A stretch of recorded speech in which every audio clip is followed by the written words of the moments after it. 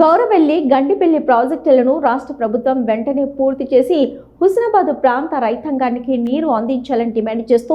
అక్కన్నపేట మండల బీజేపీ ఆధ్వర్యంలో ర్యాలీ నిర్వహించిన అనంతరం మండల రెవెన్యూ కార్యాలయ సీనియర్ అసిస్టెంట్ కవితకు వినతి పత్రం సమర్పించారు. గతంలో ప్రాతినిధ్యం వహించిన బీఆర్ఎస్ ఎమ్మెల్యేతో పాటు ఇక్కడే కుర్చీ వేసుకొని కూర్చొని పూర్తి చేస్తున్న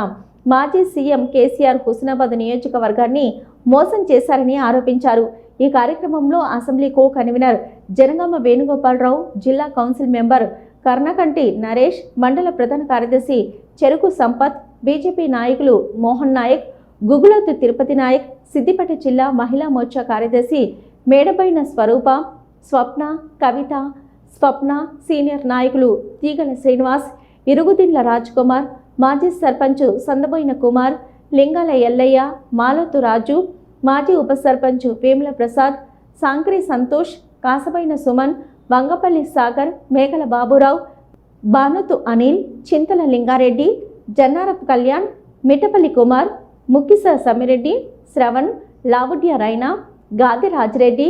భుక్యా తిరుపతి నాయక్, గంటల రాజశేఖర్, బొడిగ ప్రవీణ్, మహేష్, గుట్టిం సాయి, దారుణ రాజు, రాజ్ కుమార్, సంజీవరెడ్డి, బోన్కూరి రజనీకాంత్, అవట కుమార్, జిట్ల కనకయ్య, ఎల్ యాదయ్య, సాగర్, సంతోష్, గొడిపల్లి సాయి, చెరుకు రమేష్, మార్క వెంకన్న, ఇజగిరి రవీందర్, చందబోయిన రమేష్ తదితరులు ఉన్నారు.